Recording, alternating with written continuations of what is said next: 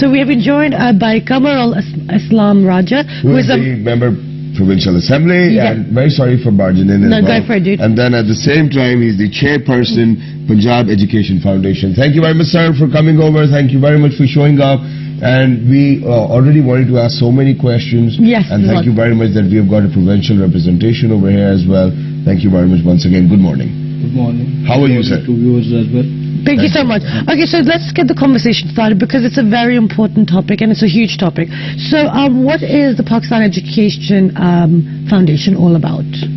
Punjab Education Foundation is actually a statutory body of Punjab which was established under an act, and its prime purpose and prime motive was to bring maximum children to the schools and maximum children belonging to disadvantaged strata of the society to schools and give them quality education through public-private partnership or public-private cooperation. Wonderful. Okay, we will definitely talk about public-private partnership, but then, at this very moment, what do you think are the main objectives of Punjab Education Foundation, and what do you want to achieve, at large?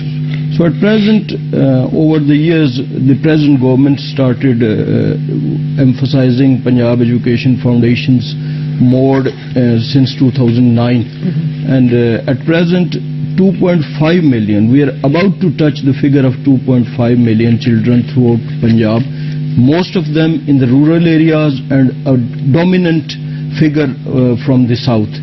So they are at present getting quality education through Punjab Education Foundation. We provide them free education through our about 10,000 schools, and we at the same time we provide them free books. Excellent. And these are those children predominantly from the south, predominantly from rural areas, which otherwise it is, I may say safely that otherwise if had PEF not been there, they might not have been able to get, most of them might not have been able to get.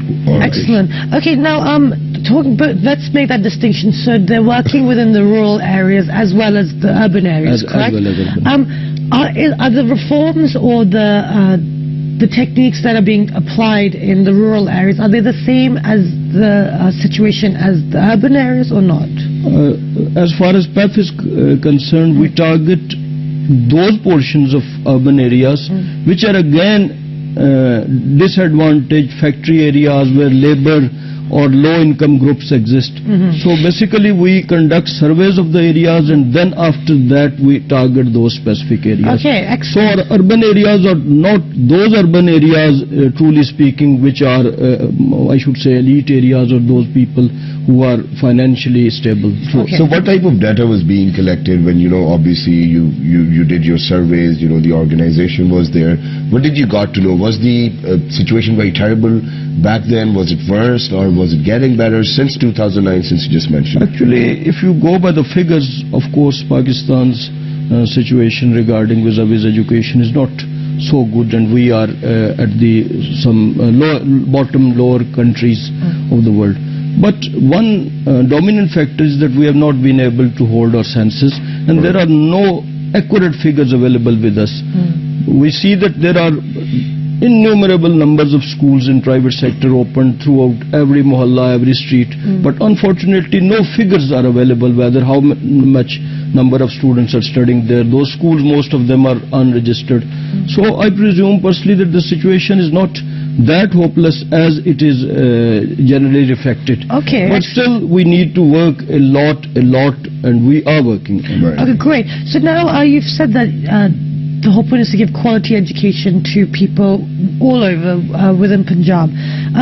But what specific plans is PEF using, and what are the reforms for free education? So, as a rule of thumb practice, generally speaking, the PEF motive and the PEF target is to bring each and every child of Punjab. But in order to prioritize, suppose, just to give an example, we recently started mobile schools for the first time in history of Pakistan, and I suppose in the history of the region as well, where we targeted the students, the children, school-going children of the desert areas, Cholistan desert. There was no concept of school in lakhs of acres of land, and the people, as they're living primarily on livestock, so they move in search of water from one pond to about to another. So there was no school. So we started, PEF started schools, and those schools move along with as the nomad population moves, and there are 40, 50, 60 children in each of the community which are now studying. We are even expanding that program.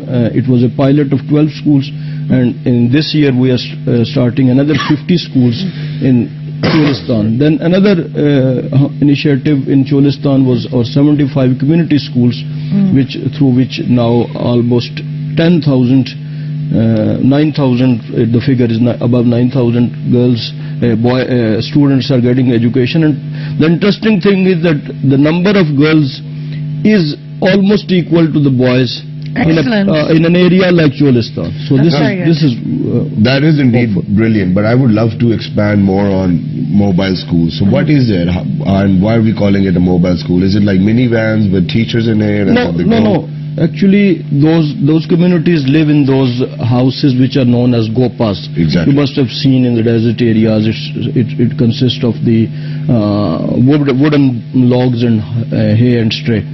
So, what is the community? We pay for those gopa structures. The community builds it, and the community undertakes to shift that as they shift their own houses. And the teacher, which is from the settled area, PEF provides transport. The teacher daily travels 40, 50, 60 kilometers from the settled area deep into the desert and back, because there is no educated people there to teach. So the teacher moves with the community.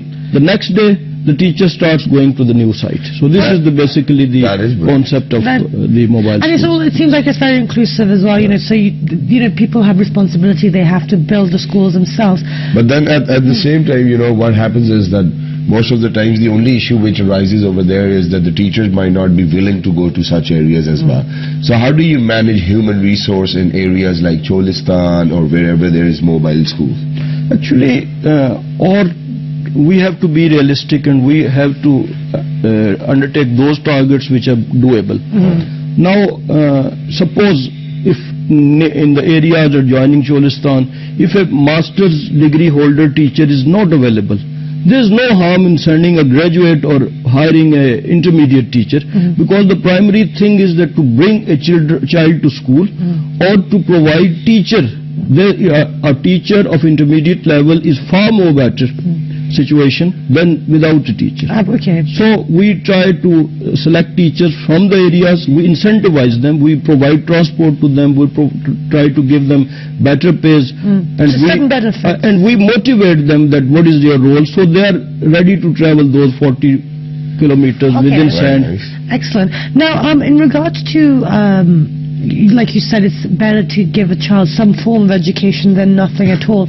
But how do you ensure the quality that, because at the end of the day, it's not just about writing your name down, it's about being able to have a certain level, standard of education as well? It is another very important question, and fortunately, PEF is much higher than talking in terms of quality even, as the standards prevalent here in the country. Just to quote an example, that the minimum passing marks for the PEF schools, for the PEF students, is 75%. Really? Not 33% as traditionally it is being practiced here, number one. Number second is that the PEF, when we evaluate quality, we evaluate quality through third-party conduction. Recently, all our tests among our more than 7,000 schools which were tested this year, they were tested through NTS. Which you see that NTS, it's very difficult to get NTS involved in the test conducted in the remotest tehsils of Punjab, starting from DG Khan's tribal areas. So, and then those papers are marked by another third party. So it's not that, and we are also subjected to many reports, and PEF is fortunately one of the success stories of this country, and there have been PhDs and researches. Recently, I was told by a student that in Stanford University of United States, in MBA, they are teaching one subject of PEF as a subject in in Masters in Business. Brilliant. Wonderful. Brilliant. That is quite an achievement. And now, I'll come back to where you said that in Cholistan, wherever there are schools, you've got almost the same ratio of boys and girls as students. Now, do you think that PEF actually had to go to their parents and talk to them that, you need to send children to schools, or they already knew the importance of education? Or is PEF working on highlighting the importance of education? I've been our organization, and being the head of that organization, we're working in the remotest areas. There's one negative portrayal of the education conditions in Punjab and Pakistan, and that is that the parents are not willing to send their girls to schools. The situation is not so. Right. The situation is that where the schools are far away from the residences, then the parents are apprehensive, and equally for the boys as well, but more specifically for the girls. But wherever there are schools established and giving quality education, the parents are willing, and I've never experienced some resistance to female girls' education from the parents in any areas, provided you provide the quality education and provided you provide schools. Suppose if the schools are 18 kilometers or 20 kilometers, then it's an issue. But that issue is not specifically for girls, that is for the boys. It's not gender specific. They are based on financial constraints and problems, that how to send that girl because it may cost. So it's regarding those issues. Okay, so that's very interesting. That's a new aspect as well. But now we've talked about the quality assurance. But at the end of the day, the show is not just about what everyone else is doing. It's also about the individual and the people living within the community and their responsibility. But how does a PEF work in regards to the public-private partnership? How do people get involved? Can people, external private investors or people interested get involved with Almost all my This is the most interesting question, and I often pay tribute to the forefathers who designed PEF. So the PEF model is that the role of PEF is just like a role of a parent. We don't indulge in brick and mortar. We don't go for construction of schools. We don't go for hiring of HR. We simply pay the fee of the students and tell them to join this school of the community, and we'll pay the fee. Excellent. So this is, and in this model, the school owner, private school owner, he is the direct beneficiary or direct sufferer of all the events. For each increase of each student in enrollment, he is beneficiary in the sense that he is going to get fee for more students. So that social mobilization is the integral part of the PEF model. We don't need to go for social mobilization because that school owner, he makes every effort to bring the adjoining children to school because he is the beneficiary. And he has again an X of quality that if he fails, he gets less than 75% marks in the QAT that is to follow every year, then he will be blacklisted or de-affiliated from PEF, and that will be the end of his business as well. So these two things, carrots and stick combined together, is actually the real, I think, the motive and the real force behind the PEF strength. But then It's don't you very think? positive. Yeah, it is very positive. But don't you think that the standards are very high for all those kids who might not even have been to a school where they have to score 75% of marks like every time, and if God forbid there might be students who are not able to score 75% of the marks, so then they won't be affiliated with the Punjab Education Foundation, or then what happens? No, it is basically the figures which support this theory either way, whether it is possible or not. The figures support that we are not just limited it to one failure. Suppose if a school gets 70% marks, we wait for the successive exams, and if a school fails twice repeatedly, successively, without any gap, then it is de-affiliated. Okay. So there are out of 7,000, there might be 80 or 90 which fail, and we open substitute schools for those students. Because it is primarily, this X is for the school owner, not for the students.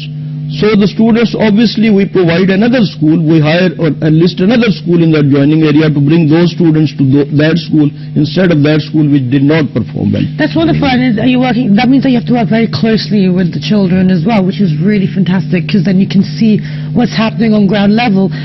Yeah.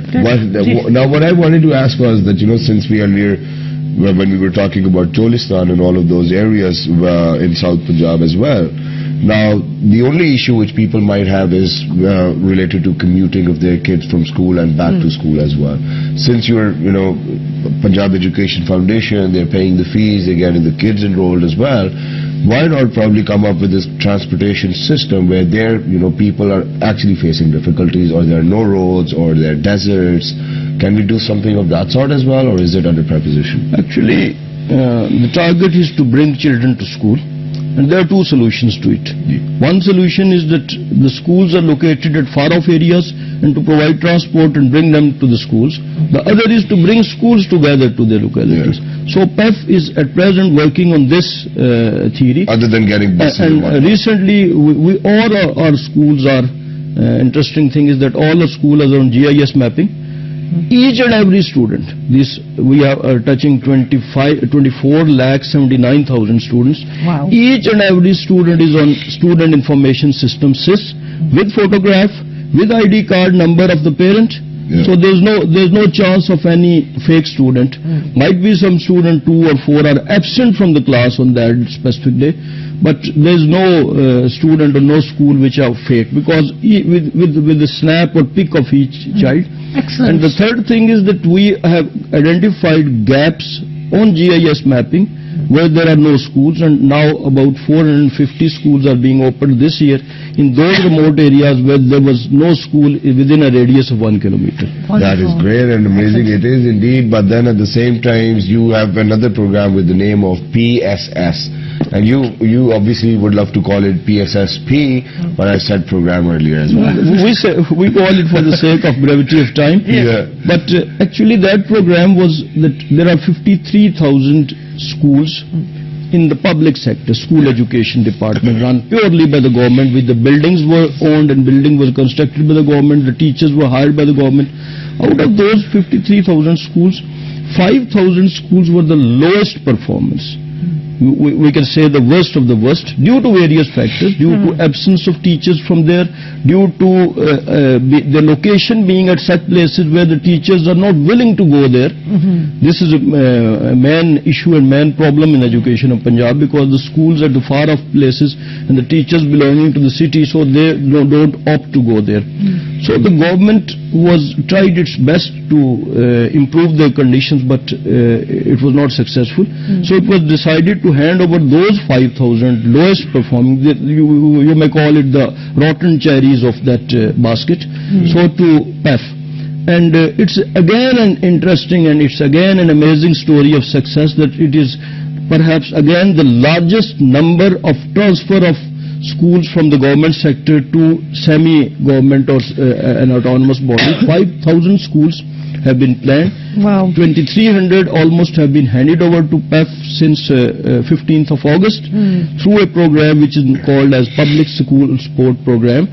And then amazing stories erupted out of it, that the enrollment of those schools, which was traditionally 25 or 30 students there, that improved almost 100% within 3 months. Okay. Right. So there's another story. And that's wonderful, because with these, really bad schools, because you see some of the schools around and they're kind of empty-ish, and you're like, if there's a little bit of manpower and collaboration, then, actually you can fill it up with people. Empty-ish, not completely empty. But going forward as well, apart from the PSSP program, you've also done an education voucher program. So what is that, the voucher scheme? It is the most difficult and challenging program of Punjab Education Foundation, because it is started first, it culminates from the household survey.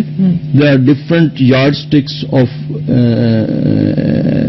standardizing a student as per his financial condition. So the worst of the worst or the poorest of the poor are identified, and then vouchers are handed over to them because we can't pay them cash. In case of cash, there is an apprehension the parents might use that money for some other immediate needs and might not send the children.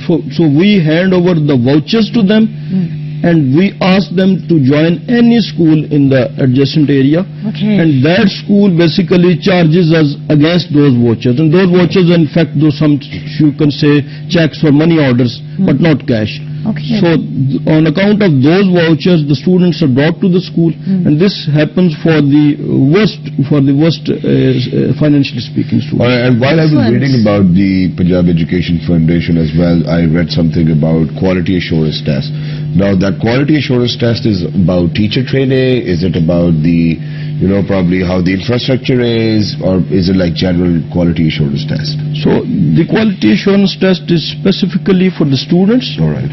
Because if you want to gauge the quality or standard of a cook, obviously the food cooked by him will report that what is the standard. So we actually check through quality assurance test, check these students which are sponsored by PEF, and on account of performance of those children, we evaluate the teachers, the school as well. The second thing is that we not only hold quality assurance tests to the students which we are supporting, but even before enlisting those schools for PEF, before sending our children to schools, we hold a pre-QAT for those schools, and only those schools who pass this QAT, then we enroll them with PEF. And then what about different teacher training programs, because they are necessary? We have a full-fledged directorate throughout Punjab which is called the Continuous Professional Development Program, CPDP, and we hold trainings of the entire school teachers in groups, in clusters, in camp-based training. There is one training in which our trainers remain there for 1 week, and there is one training in which our trainer or master trainer remains in that school for 1 year. Oh wow. Throughout he is posted there for 1 year, and the identified weaknesses, maybe in physics, maybe in mathematics, we send that particular subject specialist to that school for 1 full year. But most of our trainings are week-based or 3 days trainings in form of a clusters where 8 to 10 schools are join the training there in the cluster. And then within Punjab Education Foundation and all of those schools which are obviously on your list, are you planning to move on towards universities as well, and have universities in those areas where it is very hard for people, first of all, to have a university over there, and then obviously you might even be planning on building or developing a university in an area where there is larger population but they do not have a university within their local area, and then they have to travel from all of those areas to probably place like Islamabad, Lahore, Karachi, and all of those cities where there are universities. Obviously this should be the ideal state, and this should be, but at present our main emphasis is on education, which is also constitutionally as per our constitutional provision. The state is to provide compulsory and free education from 5 to 16. So at present our emphasis is up till matriculate level, and then there are obviously the higher education department. Now recently we are establishing, Government of Punjab, a knowledge park where all international universities have signed their MOU with the government. We are providing them space, we are providing them all facilities for the international reputed universities to come to Punjab and work here. So in the university level there are separate initiatives, but PEF's initiatives are limited to school-going children from 5 to 16. Okay, wonderful. Thank you, and that's the perfect note to end on. Thank you so much for your time, and best of luck, and thank you for sharing what PEF is doing within Punjab. And thank you for bringing all PEF initiatives to the knowledge of viewers. Thank you so much.